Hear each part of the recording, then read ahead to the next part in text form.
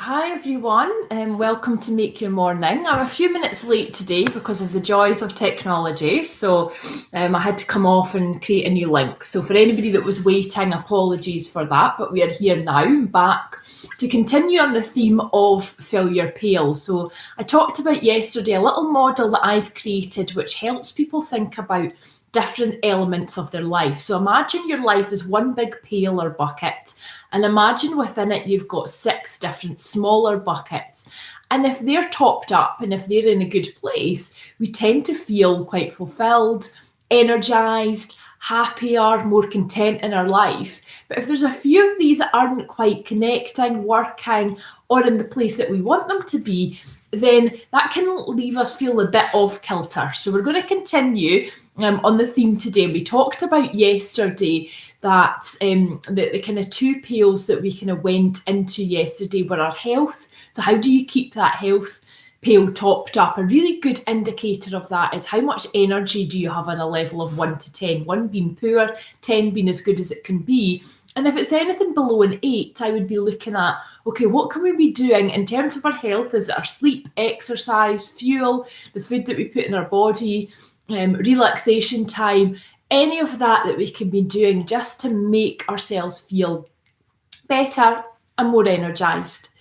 So the second area that we got to yesterday was our relationships. Now, I think it's interesting because if we think about relationships as a pail overall, there's lots of different types of relationships within that one bucket.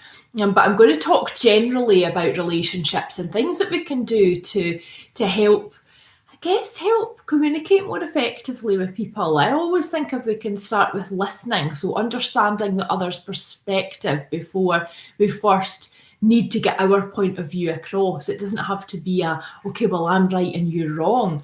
We can see things from a very different perspective. We have different perceptions based on things like our values, beliefs, what's happened in the past, what we've heard, what we think is important to us, how we think people should show up, all of that, and really plays into our relationships. But I think sometimes if we can put ourselves in the other person's shoes, it really has a positive impact on our relationship overall. And one of the questions that I tend to use when I'm really not understanding where the other person is coming from is, help me understand your perspective. So what is making you think that, or why is that important to you? So rather than me going into a kind of defensive response, I often try and understand more. So ask questions and really kind of get a bit more curious about where the other person is coming from as well.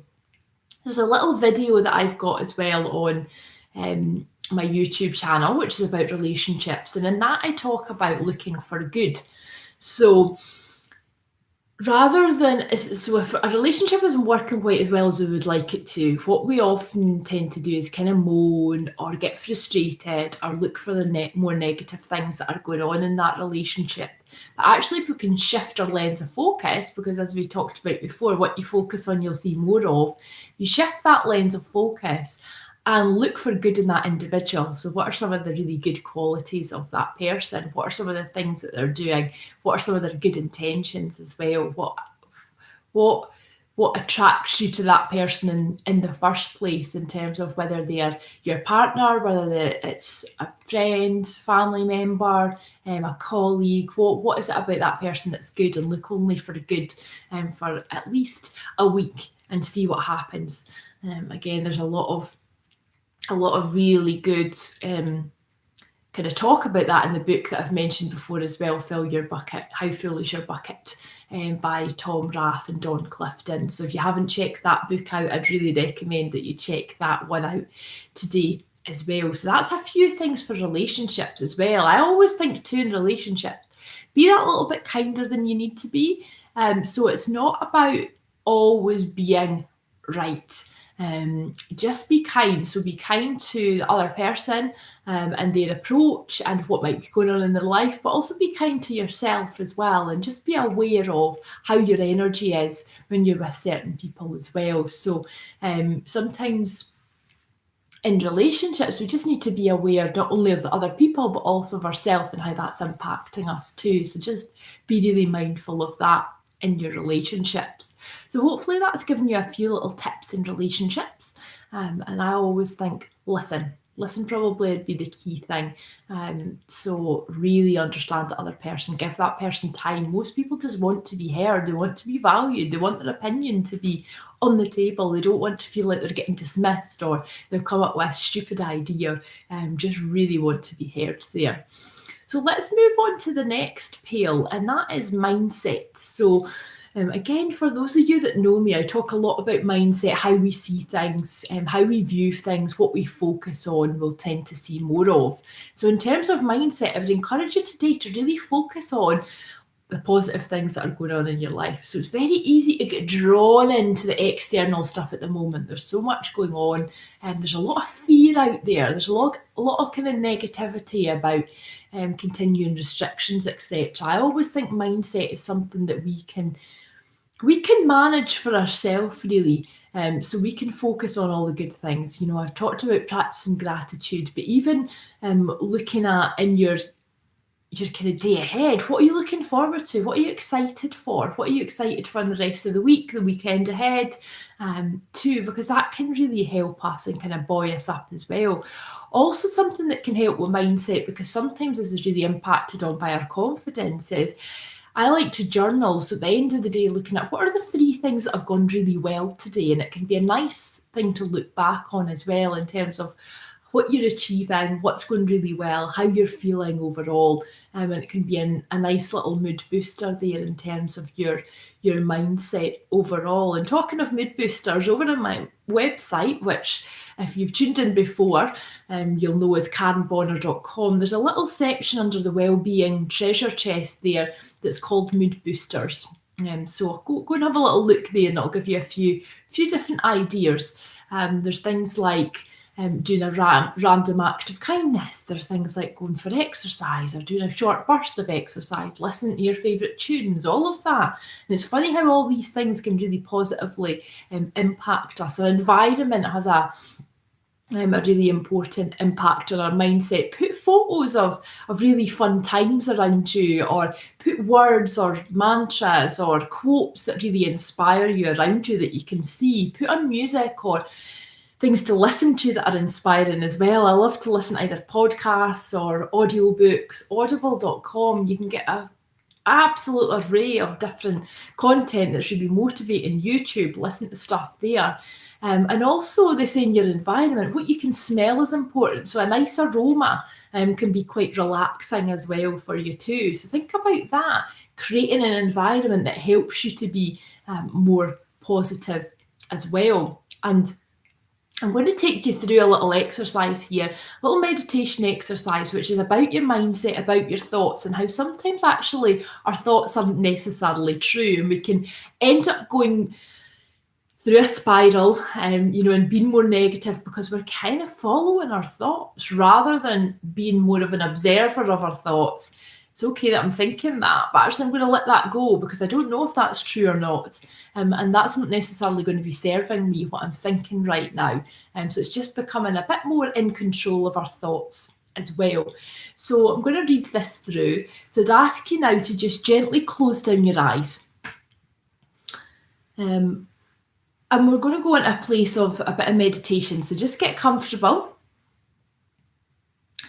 and focus on the parts of your body that are either in contact with your chair or the floor.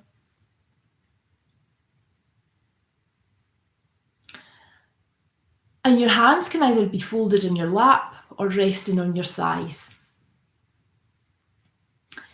Try to relax your face, your shoulders, bring a little bit of gentle movement into them. And if you haven't already done so, just gently close down your eyes or put your gaze towards the floor. Become aware of your breathing. Taking a deep inhale through your nose, pausing, and then exhaling everything out through your mouth.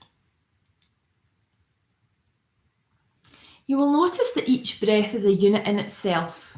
Might be longer, shorter, deeper, or shallower. You will notice over time that every inhale and exhale There's a brief pause before the next round begins. Follow your breathing now for a few breaths until you feel that sense of calm.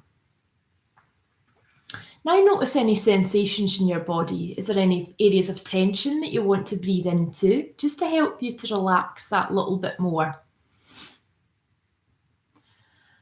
And just take another deep breath. Inhale, pause, and exhale.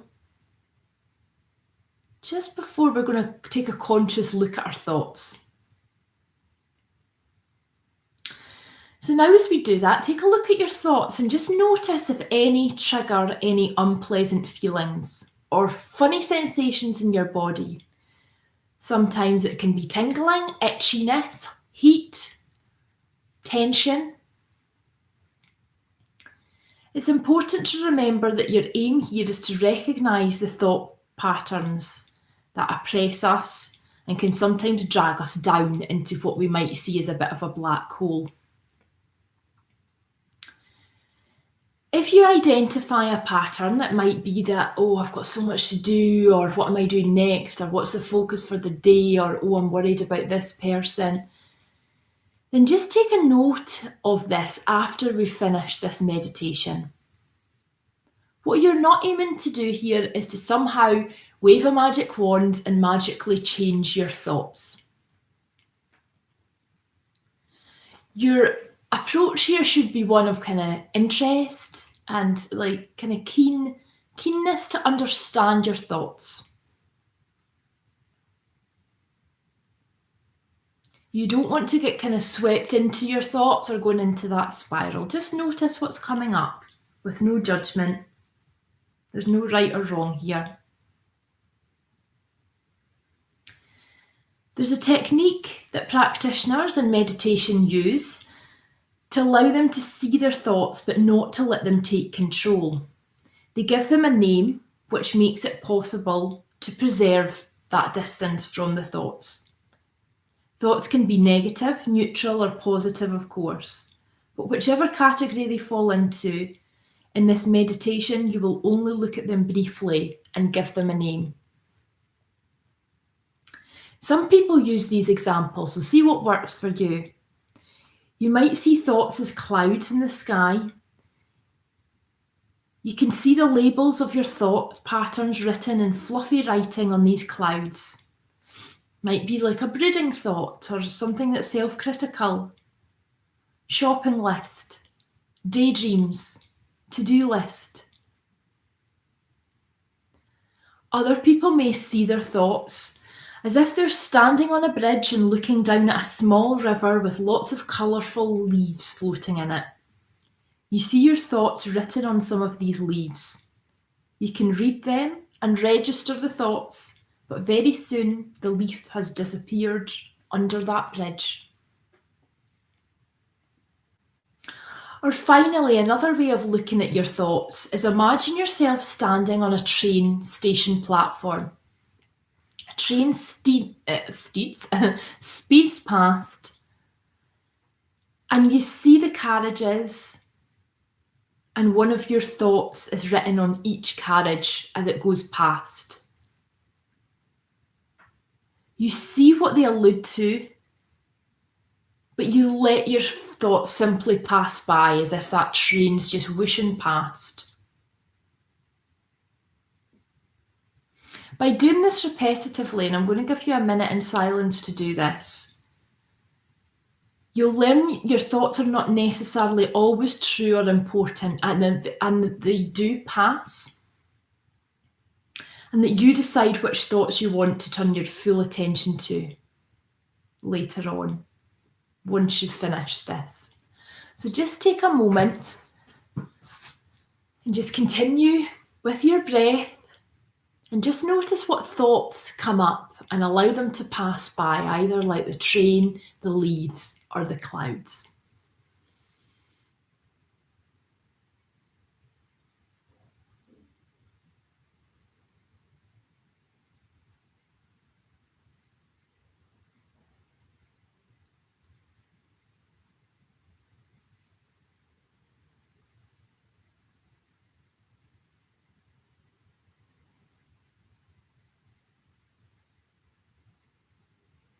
And when it feels comfortable to do so, just gently bring yourself back into the room, wiggle your fingers, your toes, big stretch, bring your arms down into a T, and just bring in one deep inhale through the nose, pause, and exhale everything out through the mouth. And I hope you found that little exercise really quite useful. It's one that I found really useful in terms of my mindset overall, and not getting too caught up in our thoughts, because there's a lot of them buzzing about, thousands of them buzzing about every day of every week of every year. So imagine the compound impact of that if we're always following the path of our negative thoughts, or the ones that maybe don't serve us. So just be that bit kinder to yourself than you need to be today. Thank you so much to all of you who have joined me, for your patience, for it being a little bit delayed today. And anybody who's listening on the recording, hope you're enjoying too. And we'll be back tomorrow for the final Fill Your Pail session of the week, with the Make Your Morning, 15 minutes to start your day in the right way. Any resources you're looking for, join me over on karenbonner.com as well. Thanks everyone. Feel free to leave your comments or feedback in the comments box. Hopefully see you here tomorrow. Take care. Bye.